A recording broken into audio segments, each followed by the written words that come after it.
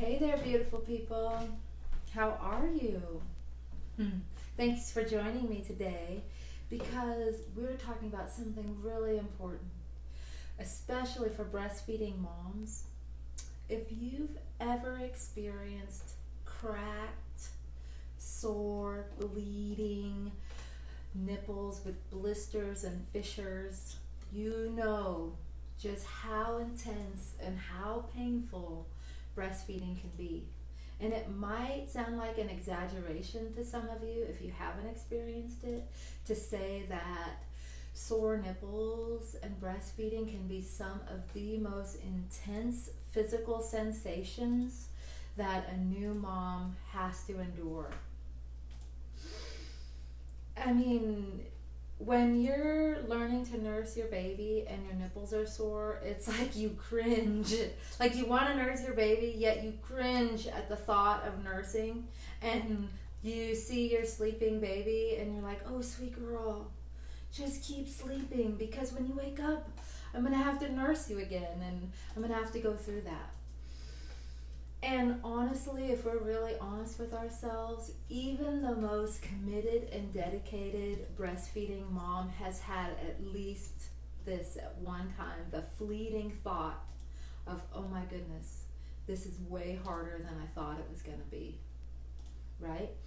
So today's episode is all about how to understand where your pain is coming from, how to heal the pain, and how to prevent it from coming back. So go ahead, and this is a live video. I'm in front of the camera, Heaven's behind the camera. Go ahead right now, if you're going to watch this later on YouTube, push like and subscribe to our YouTube channel, and share this video with your friends, especially if you like videos all about birth and breastfeeding from a midwife and herbal perspective. And my name is Maria, and this is a live video, like I said, and I'm going to be talking and sharing, and I encourage you to comment and join in and allow your voice to be part of the conversation about breastfeeding, and then I'll answer all the comments at the end of the video. So, my name is Maria Chaudhry, and I'm a mother and a midwife and an herbalist. And as a mother, I went through breastfeeding challenges myself, and I nursed my baby for 3 years. And as a midwife, I've helped hundreds of families have safe-home births. And as an herbalist, Birth Song Botanicals has helped thousands, and more than 30,000 women breastfeed. And so that feels really good. And I want to get into this topic today because it's so important, because we're going to talk about pain, but also pain is the big piece that we all know, but the ripple out effect of painful nipples turns into a low milk supply, turns into a baby that doesn't gain weight, turns into clogged milk ducts, turns into people quitting breastfeeding, right? Because they lack the support. And so it starts with the pain and ends in something totally different. That's why we're talking about this today.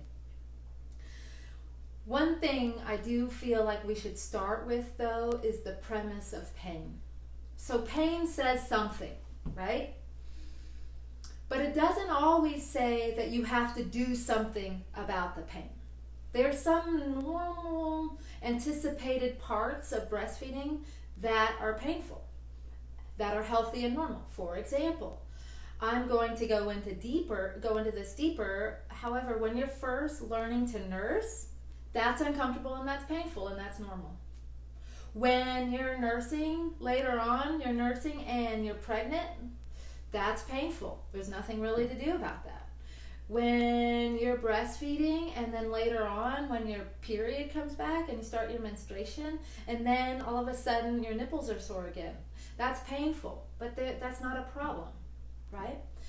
However, there are very real problems that need to be addressed, and this whole video is going to be focused on that.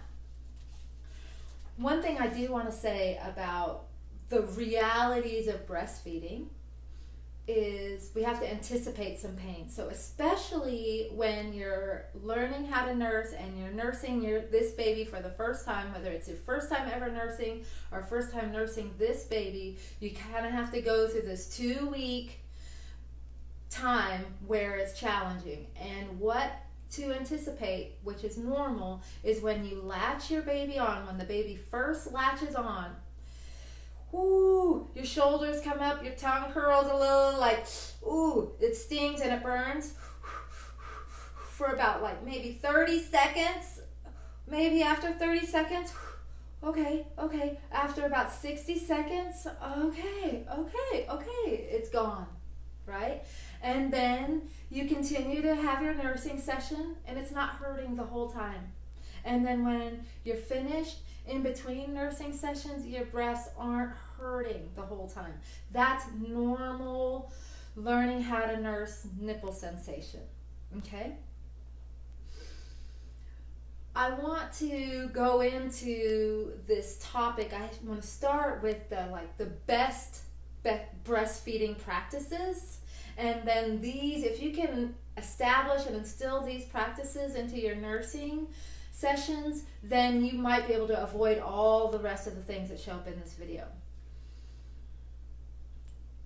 But one thing I want to say, and I didn't write this down in here, but I'm going to start it off like this. We've all scrolled through Instagram and Facebook and seen those gorgeous breastfeeding pictures, and they're like straight bliss. The mom is like, oh, the baby is like an angel, and everything about it is divine, and our little ovaries are like, we want that, right? We're not seeing their suffering and their struggling. And if you open up a breastfeeding book, you look at her, she's sitting there and she's breastfeeding. You have to remember the people that write books, they write the book because they've mastered it. They didn't write the book when they were learning it and trying to figure it out. They've mastered it and then they wrote the book to share you. It's just like yoga. When you open up the yoga book, right, and you see the girl doing the pose, there's some poses you're like, I don't really ever see me doing that. I don't see how she gets her leg behind her head. But there's other poses you're like, oh, I could totally do that. And then you're all trying to, she's standing there stable and solid on one leg, and then you try to do it and you're all wobbly, right? That's just because you're learning. And so all the pictures on Instagram and all the pictures in the books, they're masters. They've already gone through the hard part, and now they're on the other side. You're watching this video because you're experiencing pain. So you're in the hard part. There is a bright future for you. Okay? So these are, from my perspective, the best breastfeeding practices. So if you want to eliminate breast pain, one of the first things you want to do is you want to really get to know your baby and observe your baby.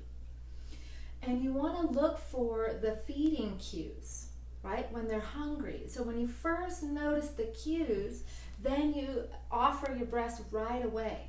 So the cues are like this. They start to lick their lips. And then they turn their head. And they open their mouth like they're looking for the boob. Right? If you notice that, oh, just go ahead and start to nurse her. Stop what you're doing. Or the next cue is they start sucking on their hand. Ah! Ah! Try to nurse her then. Because the next thing is, ah! And they lose their cool, man. They're over the top. And you felt that way as an adult. You've been hungry and you thought, oh, I could eat. And then, ooh, I'm really hungry. And then later, you haven't eaten yet and you're hangry, right? And it's really hard for you to figure it out. And how are you going to learn how to do something when you're hangry, right? So notice the cues. If you can notice their cues, you will save yourself and your baby hours of frustration and pain. So that's tip number 1. Tip number 2 is when you're first learning to nurse, strip your baby down to just their diaper and get skin to skin with your baby. There's so much that happens physiologically, biologically, and energetically, that exchange that is so important. The next thing is when you're settling down to nurse, you want to get into a comfortable nursing position. You might want to be reclined, and in your bed and at your chair, you have your nursing station set up. Your water is within reach. Your salve, everything you need, your little snack, everything you need is within reach of your station. And when you're starting to nurse, you bring your baby to your breast, versus what I see people do all the time is they bring their breast to their baby, right? And when you bring your breast to your baby, see, I'm all tight here, shoulder tight up, tension. Everything about this is tension, right? Versus coming into alignment, bringing your baby to your breast is going to make you more comfortable. It's going to make your milk flow better and help your nipples. The next thing is talking about your breastfeeding position. So you want to make sure there's multiple breastfeeding positions. Doesn't really matter which one you do. You're going to learn one position, and then you'll gradually learn the next one, and then you'll gradually learn the next one, and then you can like hang glide and breastfeed. You can do anything you want, right? But it all comes from a principle of alignment. So your breast and your baby is in alignment. So the ear and the shoulder and the hip are all in alignment, and the belly, the baby's belly, is touching your belly or angled toward your belly. The next thing about this whole breastfeeding position is that we are trying to get the baby to have a really good latch, right? So in order to do that, I don't know if you can really see this here. I'm going to try to demonstrate it. You want to get the nose in alignment with the nipple, and then you can hold your breast. And when you hold the breast, you're making a C position, and you're kind of pressing the flesh back so the nipple is easier to be grabbed, to be accessible. And then you rub your nipple up and down the mouth of the baby, and you wait, and the baby's mouth will open up really big, like a yawn. And when they open up really big, you press them on there. Boom. Press them on there. Boom. And then you relax, okay? Then after you've relaxed for a second, you double check and make sure the lips, both lips need to be flanged. The top lip and the bottom lip need to be pulled out. And you also have to make sure the areola is deep in the mouth. I'll go into more like this. So then you nurse your baby. And then you're noticing, I'm going to put this boob down. Now you have to notice, like, when your baby, is your baby full? How do you know if your baby's done nursing? So when your baby's still hungry, their little fist, their hands will be in a fist. And then as they start to fill up and they become more satiated, their hands will open up. And when they're really done and satisfied, their hands will be open, right? So once their hands are open, they're done nursing, they've fed. Now, if you're experiencing nipple pain, this baby may have their hands open, they may be fed, yet they are still wanting to soothe themselves and be at the breast, right? That's called non-nutritive feeding or non-nutritive sucking. And if you're hurting, you'll want to take them off the breast and soothe her some other way, right? Now, if your nipples aren't hurting and you want to keep her on the breast, that's fine, that's up to you. But how you know that they're having a nutritive feed, that's what you're wanting. You want a nutritive feed, that's going to help create supply and demand, and it's going to help your baby gain weight, and it's going to improve your milk flow. How to know that is when your baby is nursing, you're going to hear them drinking, sucking, and swallowing, and you're going to see their jaw move, and their ear is going to go up and down as they are nursing. If they're nursing and they're kind of barely moving their jaw and their ear's not moving, that's a non-nutritive suck. And if you're hurting, just take them off and give yourself a break. Okay? Okay, take them off. Okay, you'll only make this mistake one time. To take them off, you do not take them off like I just did. You have to take your little pinky and slide it into the side of their mouth and open up their mouth, and it'll break the suction, and then they'll come off. If you pull them off and they're still sucking, it will pull your nipple and damage your tissues and will hurt like fire. And like I said, you'll only do it one time. You'll never repeat that mistake. This is another important piece. When you're finished nursing, just do this anytime, whether your nipples are sore or not. Take your fingers and press, and in the beginning, when your milk is first coming in, remember you have colostrum, and then your milk comes in. So when you have colostrum, it'll just come out in like maybe a drop or two. And then when milk comes out, you'll have more milk. But you squeeze out a little colostrum or milk, and then you rub it in, all in the sore area and all around the areola. Okay? And then what you're going to do in the privacy of your own home, go topless. Take your shirt off. Let the air and let sunlight touch your nipples. That's some of your best healing. You know, and there's one other piece that I didn't put on here, and it's really important. If you're dealing with like committed to breastfeeding and you don't want to have sore nipples and you want to be a successful breastfeeder, especially in the very beginning, the whole phenomenon about nipple confusion is a very real thing.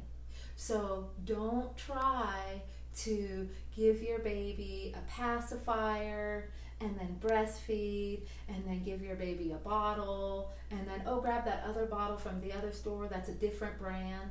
Those are all different nipples and all different nipple shapes, and this baby hasn't learned how to nurse yet, and it's very confusing to the baby. So if you want to exclusively breastfeed and be solid at that, no other nipples other than your own until you have your breastfeeding totally established. All right? So before I go on, I'd like to hear from you, because I want to know what your breastfeeding experience is like, because when you share your experiences, you're helping other moms. Your voice and your struggle and your triumph will support other women to help them through their challenges too. So put it in the comments if any of this is ringing as true to you, and share your breastfeeding experience in the comments, okay? All right, so now there are 8 reasons why breastfeeding hurts, and these reasons all need to be addressed. Okay, so the first thing is, like I said before, it's not so much about the pain, it's about what ripples out after the pain, the low supply and the poor weight gain. Okay, so your first action when you have sore nipples is to take a deep breath, right? Calm down, take a deep breath, and remember that breastfeeding is part of the great work of motherhood, right? It is a sacrifice of love and of your body and of your time. And there are solutions. You and your baby are learning together. There are solutions, and you have access to all the resources that you need to be successful. And remember that you are now a member, a global member of women from the past, present, and future that are nursing your baby. You have become a member of a group of people that are tending to and nurturing our children and growing the future, right? You're important. So just take a deep breath and learn how to do it. Okay. So after you've done that, your next step is to call the lactation consultant. Call a lactation consultant, call a leche lead, call your midwife. Yes, you have to be resilient and find out the solutions to your own problems, but you don't have to do it alone. These people are experts and they're there for you, and they've helped hundreds, if not thousands, of other women, and they can help you too. The problem is, your pediatrician might not be the perfect person to talk to first, because they're going to have some solutions that may not really be appropriate for a person that's very committed to breastfeeding. They might have some medications or some other little gadgets that might be helpful, but they might prolong your problem.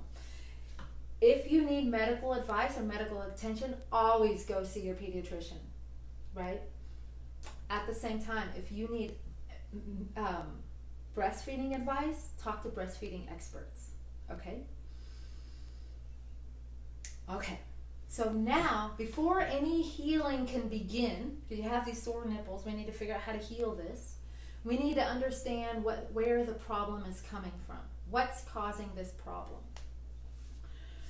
Okay, so number one, first thing, you're going to check all these things. So the first thing you're going to check is your breastfeeding position. Do you nurse in the same position all the time? Right?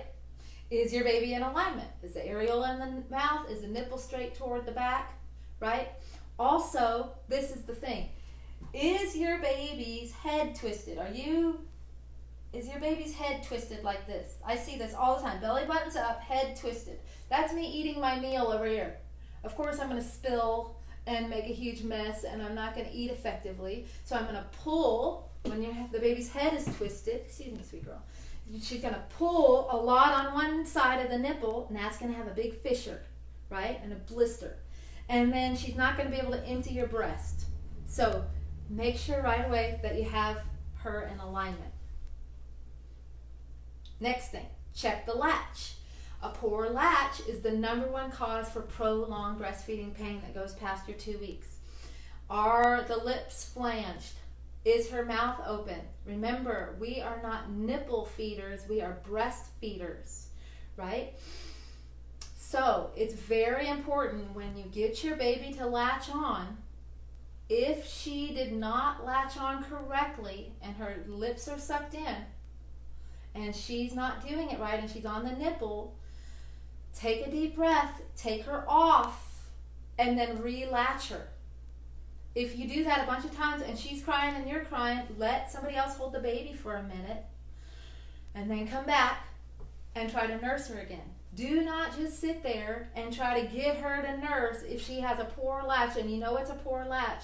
You're just making yourself suffer and teaching her how to do it wrong, and you're prolonging the whole situation. Okay? So that's number 2. Number 3 is you want to check your nipples. So after you're done nursing, like look down at your nipples. Are your nipples still round when you're done nursing, like how they normally look? If so, great. It's not a latch problem.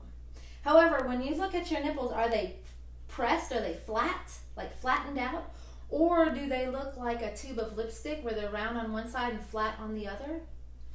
If that's the case, you have a latch problem. Your lactation consultant can help you. Also, look at where are your fissures and where are your blisters. Like if you're having a big red line underneath the bottom of your nipple, that's telling you that you don't have enough areola in the mouth and they're nursing on the nipple. And that's what's causing your problem. So your nipple will tell you a lot. The next thing is look at your nipple again, but look at your nipple anatomy. So, do you have flat nipples or inverted nipples? Stop what you're doing and look and be like, do I have flat nipples or inverted nipples? If you're asking yourself, what's flat nipples and what's inverted nipples? Okay, so if your nipples protrude, you don't have flat nipples. When you look at yourself and you see that your nipples are flush or flat with your areola, so then you rub yourself like this, and then, or pinch, and if they extend out, if they protrude out, then you just have flat nipples and you'll probably be fine.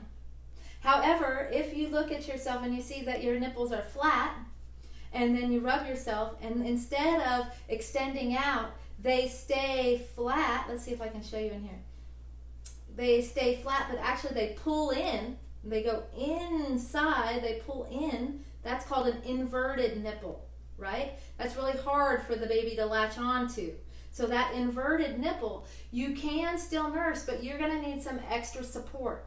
So after this video is over, go to the links and go to the blog post. I have a whole blog post that will help you with inverted nipples, and you want to do that right away, okay? So there's that. The next thing you want to look at is back to your breast. You want to be like, okay, what's happening with my breast? You want to see, is the baby having a hard time because of I'm super engorged? So this is what a normal, early breastfeeder's breasts are like. See, they're soft. She has a nipple. the baby can latch onto that nipple really well and can nurse, right? And this is like when they have colostrum, or they've nursed really well and they've emptied the breast. And then now, this is what an engorged breast looks like. See how it's full and it's red and it's hot and it's hard and it's just, and so that nipple that was protruding before is now flattened because there's so much more fluid volume and so much more pressure in the breast, and so now the baby can't latch on. So it's having a hard time to latch on.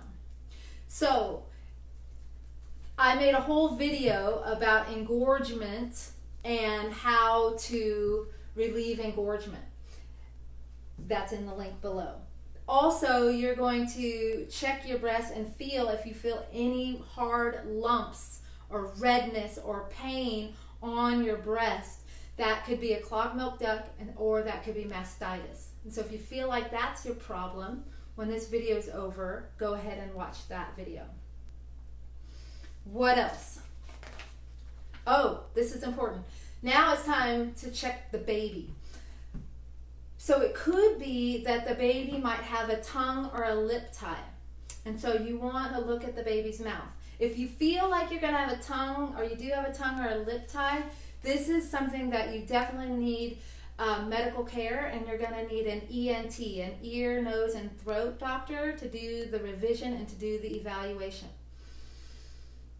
I have a whole blog post about this, so if you think this is what the problem is, go there. And if you're listening on SoundCloud, all the imagery is on the blog post. But I'll briefly show you how to look for a tongue tie.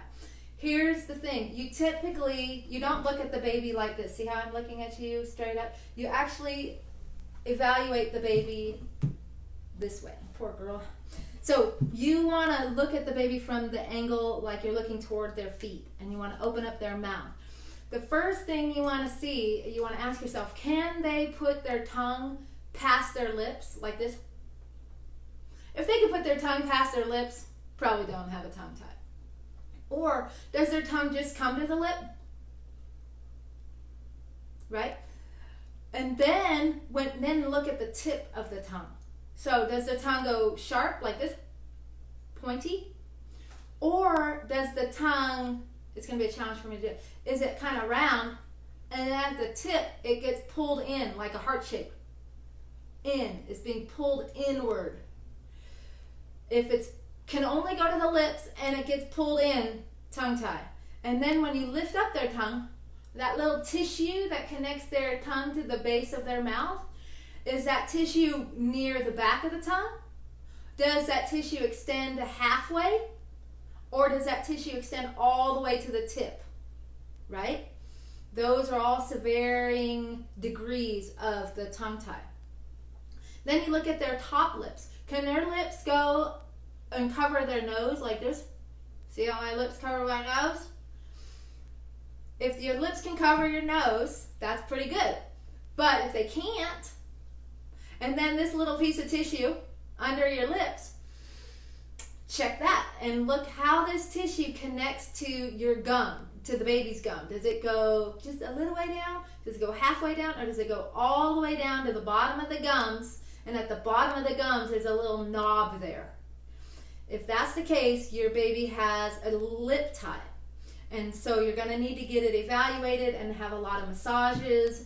And not only do you go to the ear, nose, and throat specialist, that's what I see a lot of people do, and they stop there. Really, please don't stop there. Go to the chiropractor, and to a chiropractor that specializes in craniosacral therapy. They can help unwind all those adhesions in the central core of their body. It's very important to do that. Even if you're not breastfeeding anymore, it's for their speech and it's for their development. Okay? The next thing to check for with the baby, that's another big thing you want to look in their mouth, is you want to look for signs and symptoms of thrush or yeast. So when you look in their mouth and you look at their tongue, and their tongue looks like it's coated with white milk, and okay, great. And then if you can scrape it off, then it's milk. But if you look at their tongue and it's coated white, and you're scraping it and it's not coming off, Or you look at their gums and there are these little white splotches all through their gums, through their mouth, or in the inside of their lips. That's yeast. Yeast is very tenacious. You have to deal with it, right? You have herbal protocols, you have medications, you have a whole diet. So yeast is very problematic for people, especially when they take a lot of antibiotics in labor because they're group B strep positive. If you suspect yeast is your problem after you watch this video, go to our yeast blog. It'll point you in the right direction. Okay, and the last thing that could be causing your nipple pain is mainly for pumping moms, and it could be that their breast pump is either turned up too high, pumping too strong, because they're trying to get more milk out, or more likely it's their flange is the wrong size. So when you put the plastic piece, you put the flange on your breast, and most of the areola, or all the areola is getting sucked up into the flange, then that flange is too big. Or when you're putting the flange on there and the nipple is rubbing on the plastic part, then that flange is too small, and you'll want to change that. Okay? Here's the thing, you have to address these issues in order. Like, you have to perfect your latch, and you have to deal with yeast, or your nipple shield and your cold compresses are not going to do you any good, right? So you have to know the root of your problem and then address them in order. So if you're finding any of this, what I'm saying, helpful, do me a solid and push like and thumbs up and all these things, because it tells the algorithm on Facebook, Instagram, SoundCloud, YouTube, all those places, that these are types of videos that should be shown over and over again. And I want to hear from you, because like we've checked in with all of our breasts, now I want to check in with you. Can you see some of the possible ways that these could be causing your problems? And what have you already tried? Okay. So now we want to heal this cracked, sore nipples, right? We want to heal them. So how do we do that? Well, the first step is go through all your best breastfeeding practices and do those, right? The next thing is, a lot of women really like cool gel pads on the swollen and painful, hot, red, painful nipples. And I think that's great.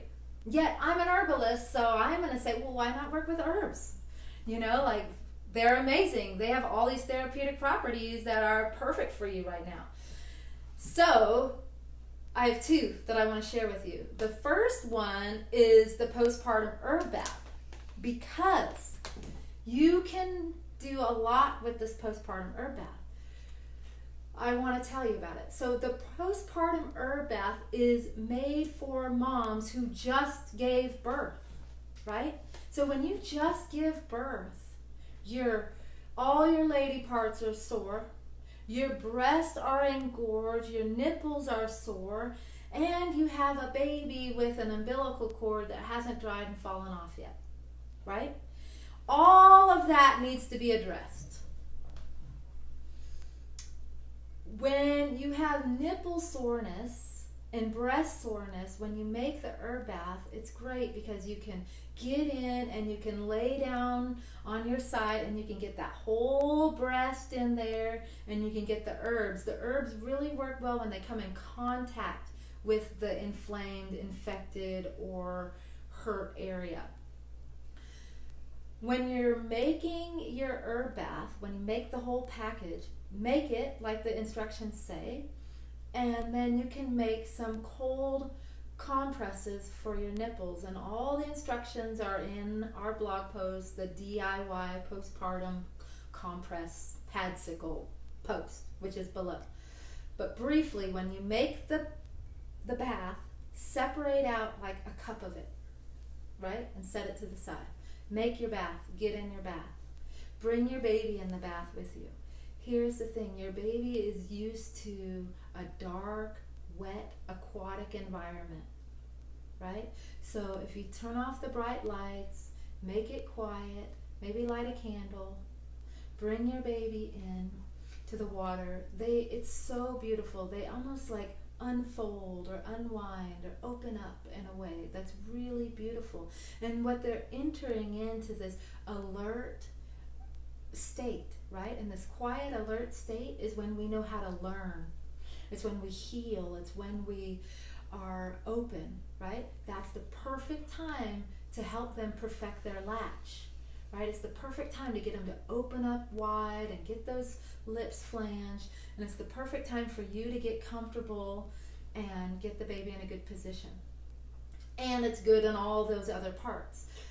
Plus, the herbs are antiseptic, so you don't get an infection anywhere. They are helpful with bleeding if you have cracked bleeding nipples. They are antifungal, so if you're dealing with thrush, it helps with that. And they're cell proliferators, meaning if you have damaged tissue, those tissues need to have their life cycle, and then you need new cell growth, new skin to grow there, so you can have healthy skin integrity. And these herbs help with all that whole process. Once you take your bath and you have that little cup set off to the side, pull out your disposable breast pads, pour a little of the herb bath on those disposable breast pads, not too much, but enough. Put them in a Ziploc bag, pop them in the freezer. Then you get out of the hot, warm herb bath, and then when you're ready, get an icy or cold compress, and then you have the cold compress, herbal compress on your nipples. It feels great. Plus, you went from a hot environment to a cool environment, so now you just improved your circulation, you just improved your milk flow, you just improved your mood, and everything is going the right direction. The next herbal remedy I want to share with you is nipple salve. So it's really common, a lot of people recommend lanolin. And lanolin's great, it's really thick. It comes from sheep. So this is not vegetarian because this is a vegetarian option. It's not vegan because it has beeswax. But nipple salve, herbal nipple salve, is blended with calendula and plantain and pau d'arco. So all those same qualities. They're antiseptic, antifungal, cell proliferators. Plus, they're food grade. And so you don't need to wipe it off when your baby nurses.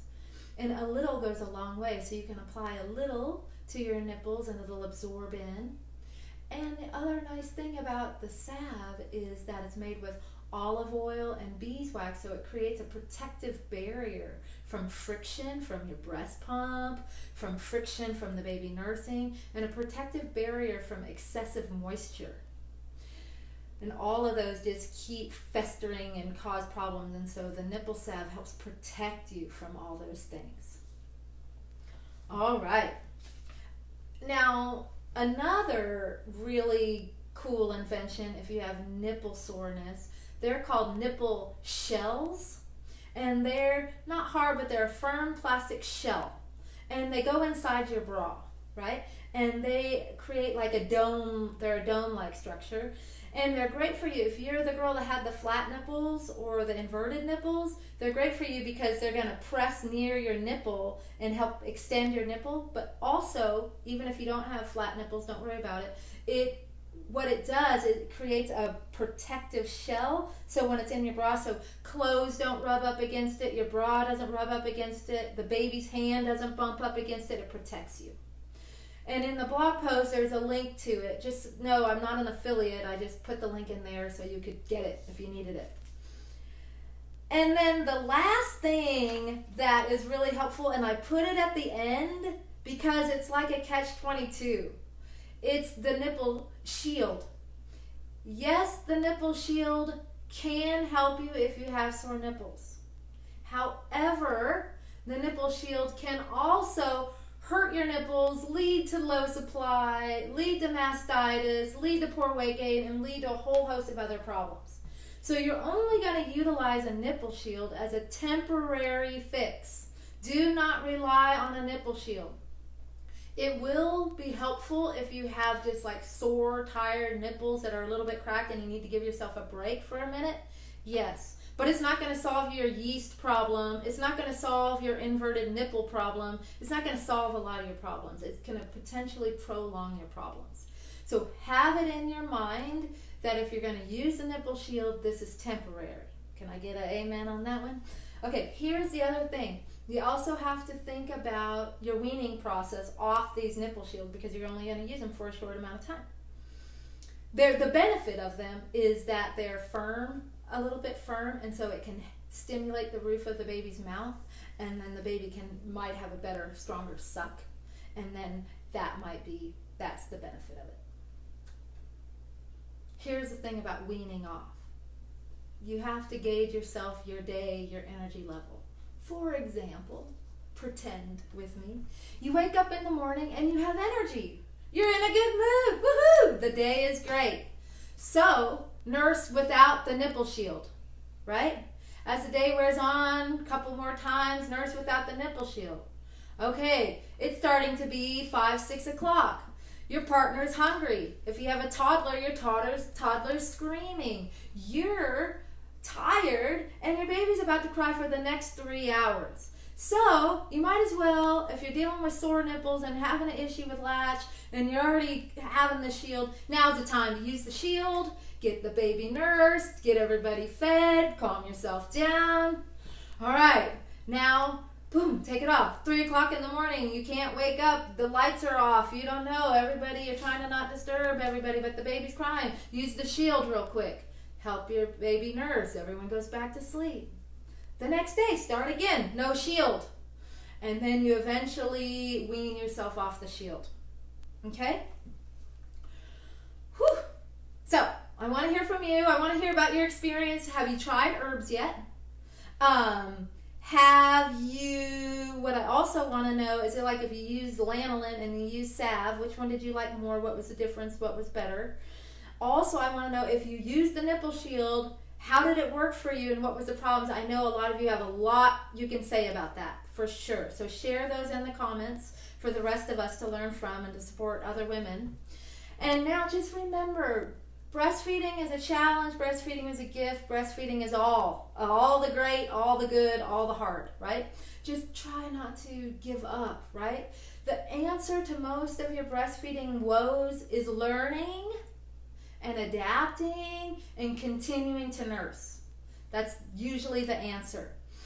And I sincerely hope that this video gives you some practical tips of some real things to look at that you can change and adjust, but also some insight and some inspiration and some encouragement that you're doing the right thing, right? You're taking care of your baby, you're a good mom, and I encourage you to reach out to other breastfeeding moms. The girl that had the problem, not the girl when everything's always perfect. She might help you, but she might give you an illusion that it's always perfect. So pick the one that had the challenge that she was successful. And then also I want you to know down below on the links, you have the links to your herbs, you have the links to all your resources, and there's a link to a massage video for breastfeeding and breast health to help you with your milk flow, to help you with clogged ducts, to help you with low supply, all the things. The link is down below. Also, share this video with your friends, especially if you got some value out of it. Subscribe to our channel, like the video, and it really means a lot to me when you support like that, and it helps me keep making great videos like this for you. And you know, girl, I am so proud of you. I'll see you at the next video, and remember, let your love and your milk flow.